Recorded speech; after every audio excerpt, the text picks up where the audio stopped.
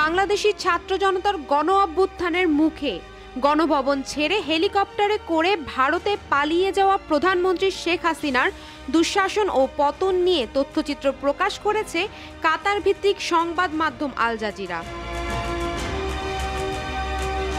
২রা মে শুক্রবার প্রকাশিত rebuilding Bangladesh democracy after Sheikh Hasina শিরোনামের এই তথ্যচিত্রে ফুটে উঠেছে ১৫ বছর ধরে পুলিশ, র্যাব সহ নিরাপত্তা বাহিনীকে ব্যবহার করে এবং খুন, গুম এবং নির্যাতনের মাধ্যমে বিরোধী মত ও চিন্তা শক্তিকে দমন করে কিভাবে ফ্যাসিবাদের ইতিহাস রচনা করেছিল শেখ হাসিনা তথা আওয়ামী লীগ সরকার।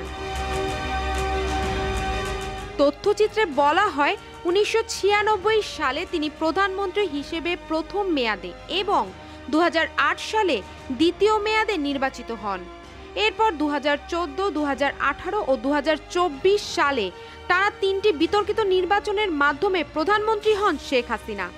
এই সময়ে বিরোধী দলের অনেক নেতাকর্মীকে হাসিনার নিরাপত্তা বাহিনী বিনা বিচারে আটকে রাখে। তৎকালীন সময়ে বিএনপির নেতাকর্মী সাজেদুল ইসলাম সুমনকে গুম করেন, এরপর তাকে আর খুঁজে পাওয়া যায়নি। ভুক্তভোগী পরিবারের একজন হুম্মাম কাদের চৌধুরী, তাকে দীর্ঘ ৯ মাস আয়নাঘর নামে একটি কুখ্যাত গোপন ও জানালাবিহীন কক্ষে আটকে রাখা হয়েছিল। হুম্মাম জানিয়েছেন, তারা যখন খুশি আসে তুলে নেয়, জিজ্ঞাসাবাদ করে এবং মারধর করে। এটা একটা মানসিক নির্যাতন। They come in, they pick you up and take you in for interrogations and beatings whenever they like. So it's a mental torture. That's actually the worst part. Bangladesh সেনাবাহিনীর একজন ব্রিগেডিয়ার আব্দুল্লাহিল আমান আজমিকে ২০০৯ সালে বরখাস্ত করা হয়। কোনো কারণ ছাড়াই দীর্ঘ ৮ বছর তিনি আয়নাঘরে আটক ছিলেন। আল জাজিরাকে তিনি বলেন, ৬৯,৭৯৪ ঘন্টা আমি আটক ছিলাম। আমি রাতে কখনো ঘুমাতে পারতাম না, প্রতি রাতে উদ্বেগ ও দুশ্চিন্তা।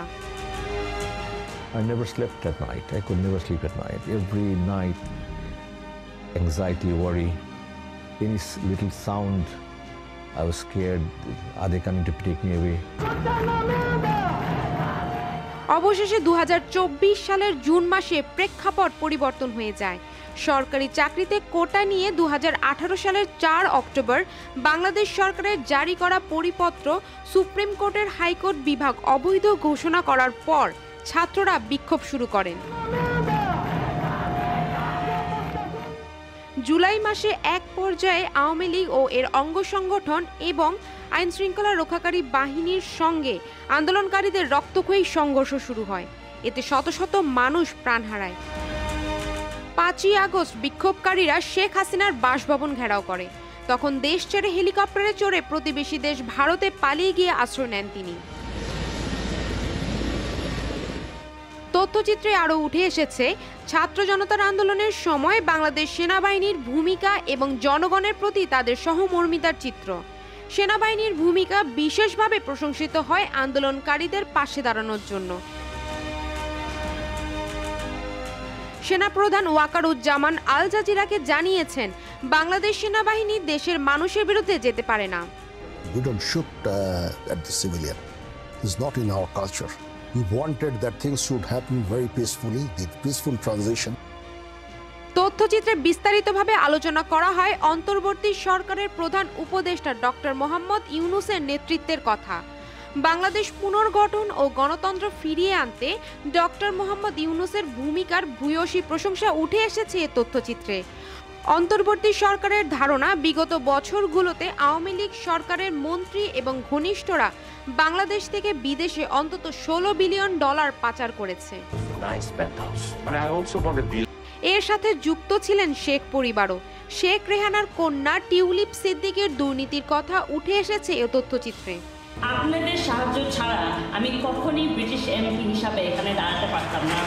টাকা পাচারের বিষয়ে বিশিষ্ট অর্থনীতিবিদ এবং বাংলাদেশ ব্যাংকের গভর্নর আহসান এইচ মনসুর বলেন, শেখ হাসিনার শাসন ব্যবস্থা এবং তার দোসররা আক্ষরিক অর্থেই ব্যাংক ডাকাতি করেছিল। কখনো কখনো অস্তিত্ব নেই এমন কোম্পানিগুলোকেও কোটি কোটি ঋণ দেওয়ার নির্দেশ দিয়েছিল আওয়ামী লীগ সরকার। Not to control those banks only, control and rob. Take the money out of the country. দেশ আজ এক সন্ধিক্ষণে দাঁড়িয়ে। এককালের মানবতার প্রতীক হিসেবে যাকে স্বীকৃতি দেওয়া হয়েছিল, ইতিহাস তাকে দেখছে এখন উল্টো এক আয়নায়, এক কেন্দ্রিকতার প্রতীক, জুলুমের রানী হিসেবে। প্রশ্ন উঠেছে, এই ধ্বংসস্তূপের ভেতর থেকে বাংলাদেশ কি আবারও মাথা তুলে দাঁড়াতে পারবে? জনগণের শক্তি কি সত্যি টেকসই গণতন্ত্র প্রতিষ্ঠা করতে পারবে? এর উত্তর আগামীই বলবে। শ্রাবণী সরকার, গ্লোবাল ভয়েস 24।